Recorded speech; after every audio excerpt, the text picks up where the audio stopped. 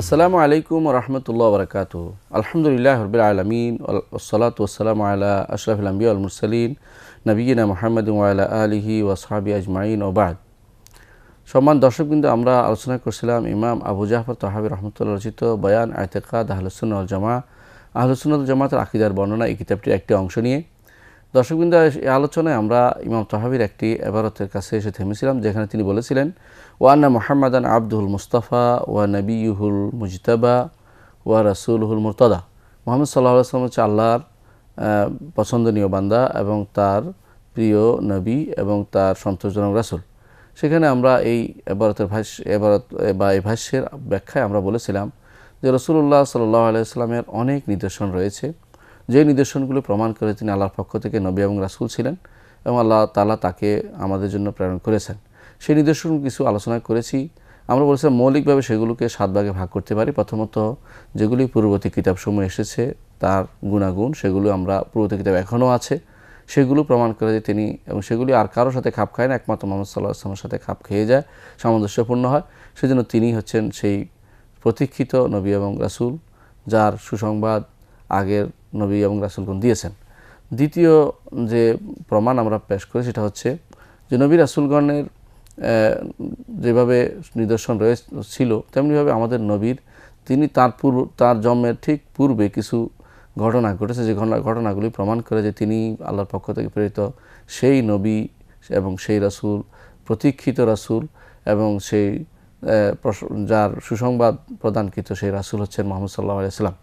তৃতীয়, আমরা বলেছিলাম যে কিছু সংবাদ তিনি জানিয়েছেন আমাদের নবী, আগেকার সংবাদ এবং তার সমসাময়িক সংবাদ এবং তার পরের ভবিষ্যৎ কিয়ামত পর্যন্ত যা ঘটবে এরকম কিছু খবর তিনি দিয়েছেন, যেই খবরগুলো প্রমাণ করে, সত্য হওয়াতে প্রমাণ করে তিনি একমাত্র তিনি আল্লাহ তাআলার প্রিয় নবী এবং রাসূল ছিলেন এবং সর্বশেষ নবী এবং রাসূল ছিলেন, সেটা প্রমাণ করে তা, এবং তিনি আল্লাহর পক্ষ থেকে প্রেরিত রাসূল ছিলেন। এগুলি সবই প্রমাণ, নবুয়ত এবং রিসালাতের প্রমাণ। চতুর্থ, আমরা বলেছিলাম যে নবী রাসূলগণের প্রমাণের একটি বড় মাধ্যম হচ্ছে তাদের হাত দ্বারা সরাসরি কোনো ঘটনা ঘটে যাওয়া, অর্থাৎ আয়াত ফেলিয়া, কার্যকরণ কোনো কিছু ঘটে যাওয়া। আমাদের নবীর হাতে এমন অনেক রকমের মুজিজা ঘটে গেছে, অনেক নিদর্শন ছিল, যেই নিদর্শনগুলো প্রমাণ করে যে রাসূলুল্লাহ সাল্লাল্লাহু আলাইহি ওয়াসাল্লামকে আল্লাহ তাআলা, মুহাম্মদ সাল্লাল্লাহু আলাইহি ওয়াসাল্লামকে আল্লাহ তাআলা নবী এবং রাসূল হিসেবে প্রেরণ করেছেন।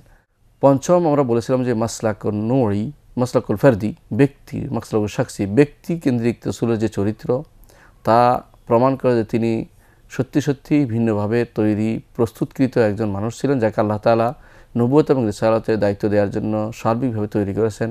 তার শারীরিক এবং চারিত্রিক এবং সার্বিক অবস্থা নবুয়ত এবং রিসালাতের জন্য সবচেয়ে বেশি গুরুত্বপূর্ণ ব্যক্তি হিসেবে ছিলেন মুহাম্মদ সাল্লাল্লাহু আলাইহি ওয়াসাল্লাম, এবং তিনিই ছিলেন সবচেয়ে আল্লাহ তাআলার প্রিয় সেই বান্দাটি, যার সুসংবাদ পূর্ববর্তী নবী এবং রাসূলগণ দিয়েছেন। ষষ্ঠ, আমরা বলেছিলাম যে আল মাসলাক আল নূরি, অর্থাৎ একই ধরনের কাজ আগেকার নবী এবং রাসূলগণ করেছেন, আমাদের নবীও তা করেছেন। একই ধরনের ঘটনা আগেকার নবী এবং রাসূলদের সাথে ঘটেছে, আমাদের মুহাম্মদ সাল্লাল্লাহু আলাইহি ওয়াসাল্লামের সাথে ঘটেছে।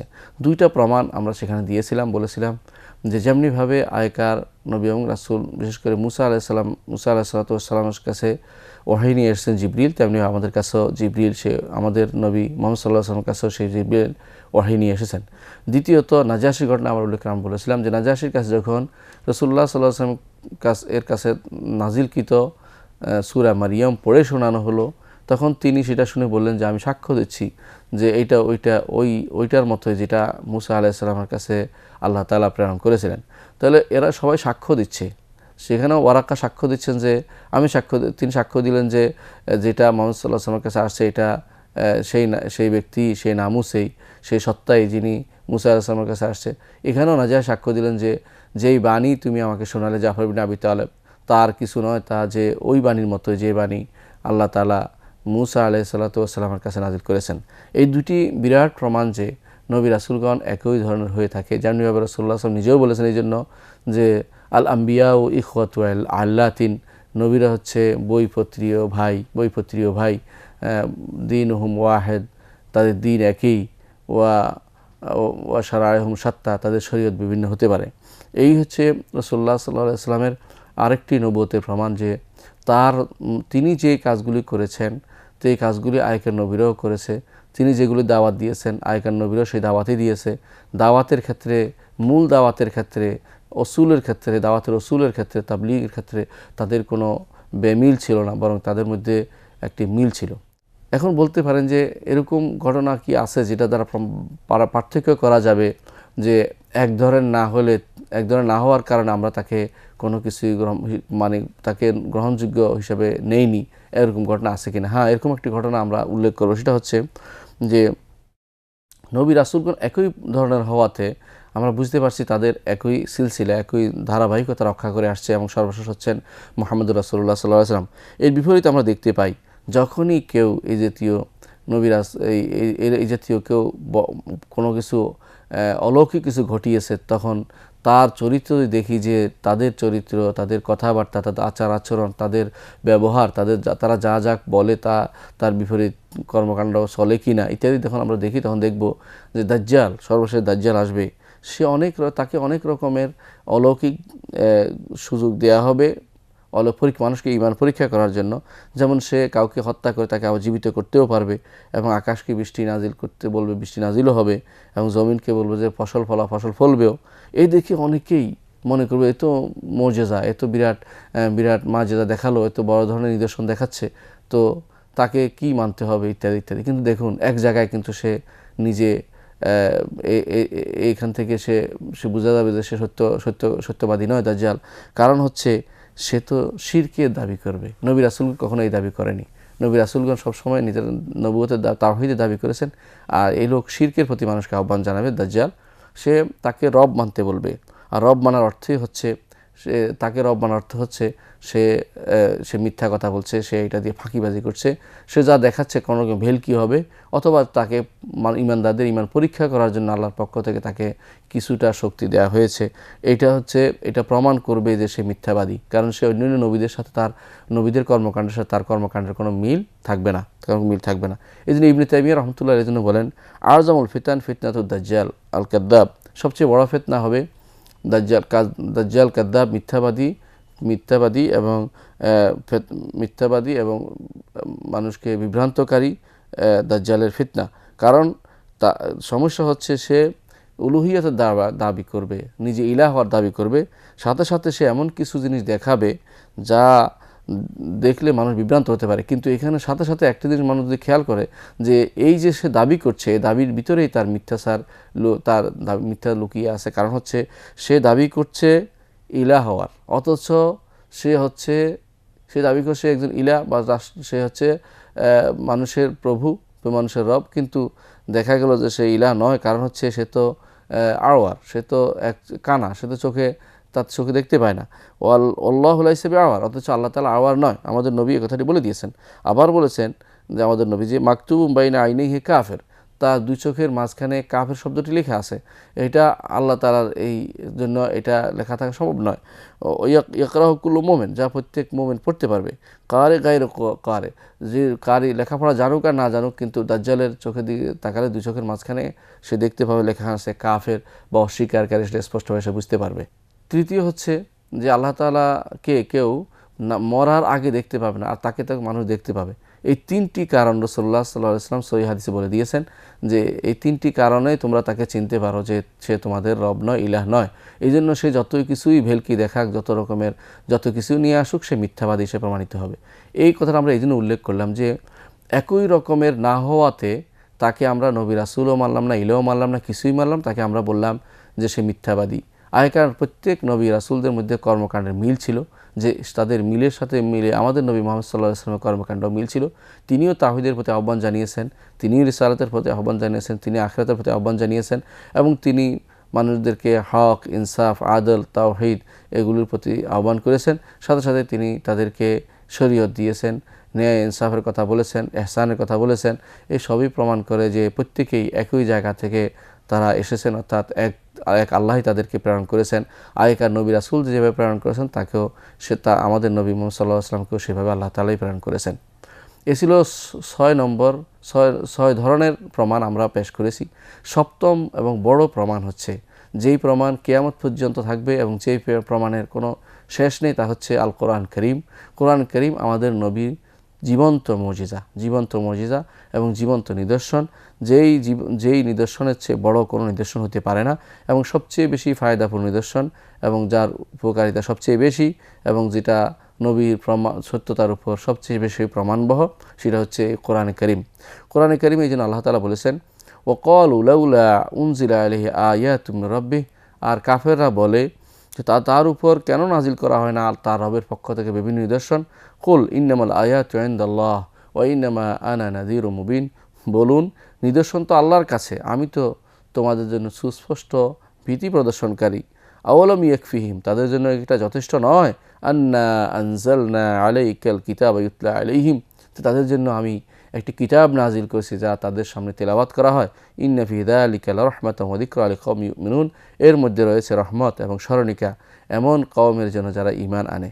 আল্লাহ তাআলার কাছে নিদর্শনের কোনো শেষ নেই, অনেক নিদর্শন ছিল, কিন্তু আল্লাহ তাআলা তার নবীকে যখনই কাফেররা বলছে আমাদের জন্য কেন নিদর্শন দেখায় না, রাসূলুল্লাহ সাল্লাল্লাহু আলাইহি ওয়াসাল্লাম অনেক নিদর্শন তাদেরকে দেখিয়েছেন, কিন্তু তারা নিদর্শনের মধ্যে হঠকারিতা অবলম্বন করত। তারা কখনো কখনো বলতো ওয়াকালু লান নুমিনা লাকা হাত্তা তাফজুরা লানা মিনাল আরদি ইয়ামবুআ, তারা বলতো যে কখনো আমরা ঈমান আনবো না যতক্ষণ না জমিনের মধ্যে আপনি প্রস্রবণ বহিয়ে দিবেন। আও ইয়াকুন লাকা বাইতুম মিন যুখরুফিন, অথবা আপনার কোনো সাজসজ্জাকৃত একটা বাড়ি থাকবে।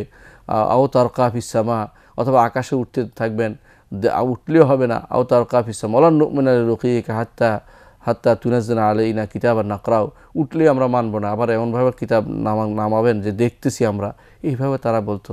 অর্থাৎ তারা কোনো রকমই মানতে চাইতো না। তাদের উদ্দেশ্য হলো শুধু বিভিন্ন রকমের দাবিতে সময় ব্যয় করা। রাসূলুল্লাহ সাল্লাল্লাহু আলাইহি ওয়াসাল্লামের এই কথার বিপরীতে আল্লাহ তাআলা বলেছেন কুল সুবহান রাব্বি হাল কুনতু ইল্লা বাশার রাসূলা, বলুন যে আমার রব কতই না পবিত্র, আমি তো একজন মানুষ এবং রাসূল, আমাকে তোমরা এত কিছু দাবি করছো কেন? কিন্তু এইভাবেও তারা বিভিন্ন সময় বিভিন্ন নিদর্শন দাবি করত। আল্লাহ তাআলা তখন একটি কথা দিয়ে বললেন যে গুরুত্বপূর্ণ, তিনি বলেছেন, আল্লাহ তাআলা বলছেন এটা যে আওয়ালাম ইয়াকফিহিম, তাদের জন্য কি নিদর্শন দেবে এটা যথেষ্ট নয় যে তাদের জন্য একটি কিতাব নাজিল করেছে যা তাদের কাছে তেলাওয়াত করা হয়। অর্থাৎ এই কিতাব কোরআনে কারীম তাদের কাছে তেলাওয়াত করা হচ্ছে, এইটাই তাদের জন্য নিদর্শন হিসাবে যথেষ্ট। এই জন্য এই কোরআনে কারীমের এই নিদর্শন হচ্ছে সবচেয়ে বড় নিদর্শন যে আমাদের নবী সাল্লাল্লাহু আলাইহি ওয়াসাল্লাম মুহাম্মদ সাল্লাল্লাহু আলাইহি ওয়াসাল্লাম আল্লাহর পক্ষ থেকে নবী এবং রাসূল ছিলেন। এর আরেকটি জিনিস আমরা হাদিসে পাই, রাসূলুল্লাহ সাল্লাল্লাহু আলাইহি ওয়াসাল্লাম বলেছেন মা মিনাল আম্বিয়ায়ে নাবিয়্যুন ইল্লা উতিয়া মিনাল আয়াতি মা মিসলুহু আমানা আলাইহিল বাশার, এমন কোনো নবী নাই যাকে আল্লাহ তাআলা এমন নিদর্শন দেন নাই যা দেখে তার সমসাময়িক লোকেরা ঈমান আনবে, এরকম নিদর্শন বন্ধ ছিল না। অর্থাৎ সবসময় আল্লাহ তাআলা প্রত্যেক নবীকে কোনো না কোনো নিদর্শন দিয়েছেন যা দেখে তখন সেই সময়ের লোকেরা ইসলাম গ্রহণ করেছিল। ওয়া ইন্নামা কানা আল্লাযী উতীতুহু ওয়াহিয়ান আওহা ইলাইয়া, আমাকে যা দেয়া হয়েছে তা হচ্ছে ওয়াহি, যা আল্লাহ আমার কাছে ওয়াহি আকারে পাঠিয়েছেন। ফাআরজু আন্নী আকসারহুম তাবিআন ইয়াউমাল কিয়ামা, আমি আশা করছি যে কিয়ামতের দিন আমি তাদের চেয়ে বেশি অনুগত বান্দা নিয়ে, অর্থাৎ আমার অনুসারী নিয়ে আমি জান্নাতে প্রবেশ করব, হাজির হব। এই কথাটি কিয়ামতের মাঠে হাজির হব, একথা রাসূলুল্লাহ সাল্লাল্লাহু আলাইহি ওয়াসাল্লাম বলেছেন। এখানে তিনি গুরুত্বের সাথে বলেছেন কোরআনে কারীমের কথা, যে আল্লাহ তাআলা অন্যদেরকে যে নির্দেশনই দেখ না কেন আমাকে দিয়েছেন কোরআনে কারীম, অর্থাৎ কোরআনে কারীমকে আল্লাহ তাআলা নির্দেশন হিসেবে দিয়েছেন মুহাম্মদ সাল্লাল্লাহু আলাইহি ওয়াসাল্লামকে। এর অর্থ এই নয়, ইবনে হাজার রাহমাতুল্লাহ আলাইহি বলেন যে এর অর্থ এই নয় যে শুধুমাত্র কোরআনে কারীমই তার একমাত্র নিদর্শন, এটা নয়, বরং উদ্দেশ্য হচ্ছে যে এইটা অন্যান্য সমস্ত মর্যাদার উপরে স্থান পাবে, অন্যান্য সমস্ত নিদর্শনের উপরে স্থান পাবে, এর চেয়ে বড় নিদর্শন আর কিছু হতে পারে না। এই নিদর্শন হচ্ছে সবচেয়ে বড় নিদর্শন, এটা বলা উদ্দেশ্য।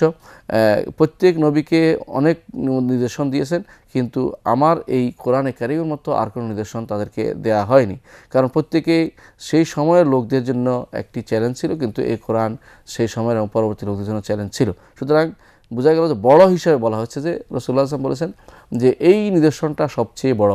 অন্যান্য নবী রাসূলদের নিদর্শন যাই দেয়া হোক না কেন, এই নিদর্শন আমাদের নবী মুহাম্মদ সাল্লাল্লাহু আলাইহি ওয়াসাল্লামকে যে কোরআনে কারীম যে নিদর্শন দেওয়া হয়েছে, যে প্রমাণ দেওয়া হচ্ছে নবুয়ত এবং রিসালাতের উপর, তা সবচেয়ে বেশি বড়, এবং এটা অন্যান্য নবী রাসূলদের সমস্ত নিদর্শনের উপরে সেটার প্রাধান্য পাবে। কেউ বলেছেন যে এর অর্থ যে কেন শুধু কোরআনে কারীমকে স্পেশালি বলা হয়েছে, এর অর্থ হচ্ছে যে অন্যান্য নবীদের মুজিজা তাদের যুগে ছিল, পরবর্তীতে সেটা শেষ হয়ে গেছে। যেমন কওম সালেহ আলাইহিস সালামের যে উট, কওমে সামুদের যে উট, সেটা তখনই শেষ হয়ে গেছে, সেটা অবশিষ্ট রয়নি। যেমনিভাবে আমাদের ইব্রাহিম আলাইহিসসালাতু ওয়াসসালামের যে সমস্ত নিদর্শন সেগুলো তখনই শেষ হয়ে গেছে, কিন্তু আমাদের নবী মুহাম্মদ সাল্লাল্লাহু আলাইহি ওয়াসাল্লামের এই নিদর্শন যুগ শেষ হলো, শেষ হয়নি, বরং যুগ যুগ ধরে তা থাকবে এবং কিয়ামত পর্যন্ত সেটা যে সমস্ত কথা বলেছে, যে সমস্ত অলৌকিক ঘটনার কথা বলছে, তার বালাগতের কথা বলছে এবং তার গায়েবী কথা বলছে, সেগুলি কখনো শেষ হয়ে যাবে না। তার দাবি সবসময় থাকবে, আগেও ছিল, এখনও আছে, ভবিষ্যতেও থাকবে। সেই হিসাবে সেটাই বড় নিদর্শন হিসেবে বিবেচিত। ইবনে হাজার রহমতুল্লাহ আলাইহি বলেন যে কেউ কেউ বলেন যে না, এই দুইটা নয়, অর্থাৎ বড় সবথেকে বড় নিদর্শন এটা, অথবা সেটা যুগ যুগ ধরে চলবে এটাও নয়, বরং আরেকটা কারণ হতে পারে। সেটা হচ্ছে যে অন্যান্য নবীর মর্যাদা, অন্য নবীর যে মর্যাদাগুলো ছিল বা নিদর্শনগুলো ছিল নবুয়তের, সেগুলো চোখে দেখা যেত, কিন্তু এই নবীর যে মর্যাদা বা নিদর্শনগুলো শুধু চোখে নয়, চোখে দেখার সাথে সাথে অন্তর দিয়ে উপলব্ধি করা যায়। যে জিনিস চোখে দেখা যায় তার থেকে যা অন্তর দিয়ে উপলব্ধি করা যায় তা বেশি প্রগাঢ় হয় এবং সেটা অত্যন্ত স্থায়ী হয়ে থাকে। এই জন্য এটা যে কোনো সময় যুগে যুগ যুগ ধরে মানুষ অন্তর দিয়ে উপলব্ধি করতে পারবে তার সত্যতা। এই কোরআনে কারীম লা ইয়াখলুকু মিন কাসরাতিল কিরাআহ, যতই পড়া হয় কখনো পুরান হয় না, নতুন নতুন তথ্য তা থেকে বের হয়। এটা প্রমাণ করে যে এই কোরআনে কারীম হচ্ছে সবচেয়ে বড় নিদর্শন। কোরআনে কারীম যে রাসূলুল্লাহ সাল্লাল্লাহু আলাইহি ওয়াসাল্লামের নবুয়তের সবচেয়ে বড় নিদর্শন, তার আমরা বিভিন্নভাবে সেটাকে ব্যাখ্যা করতে পারি। তার মধ্যে প্রথম হচ্ছে যে কোরআনে কারীম নাজিল হয়েছে এমন এক ব্যক্তির উপরে যিনি কখনো কোনো প্রাতিষ্ঠানিক লেখাপড়া করেননি, তিনি লিখতে জানতেন না, পড়তে জানতেন না, তাকে আল্লাহ তাআলা উম্মি হিসেবে ঘোষণা করেছেন। রাসূলুল্লাহ সাল্লাল্লাহু আলাইহি ওয়াসাল্লাম নিজেও উম্মি বলেছেন নিজেকে। এর অর্থ হচ্ছে এই কোরআন নাজিল হয়েছে, জ্ঞানের ভান্ডার নাজিল হয়েছে এমন ব্যক্তির উপরে যিনি আসলেই লেখাপড়া জানতেন না কোনোটাই, তিনি ছিলেন উম্মি নবী। এটা প্রমাণ করে কোরআনে কারীম এত বিজ্ঞানময় কোরআন, এত জ্ঞানময় কোরআন, এত ইমানপূর্ণ কোরআন এবং আগের এবং পূর্বের এবং পরের সমস্ত জ্ঞান নিয়ে আসা এই কোরআন এমন ব্যক্তির উপর নাজিল হয়েছে লেখাপড়া জানতেন না। সুতরাং এটা অবশ্যই আল্লাহর পক্ষ থেকে দেয়া। যদি লেখাপড়া জানতেন তাহলে হয়তো সন্দেহ করতো তারা যে তিনি নিজ থেকে বলছেন। এই বিষয়ে ইনশাআল্লাহ আমরা আরও আলোচনা করব যে কোরআনে কারীম কীভাবে আমাদের জন্য, পরবর্তীদের জন্য, সবার জন্য নিদর্শন হিসাবে রইল, বড় নিদর্শন, সেটা আমরা বিস্তারিত আলোচনা করব ইনশাআল্লাহ পরবর্তী কোনো পর্বে। ততক্ষণ আপনারা সুস্থ থাকুন, ভালো থাকুন। ওয়া আখিরু দাওয়ানা আনিল হামদুলিল্লাহি রাব্বিল আলামিন। ওয়াসসালামু আলাইকুম ওয়া রাহমাতুল্লাহি ওয়া বারাকাতুহু।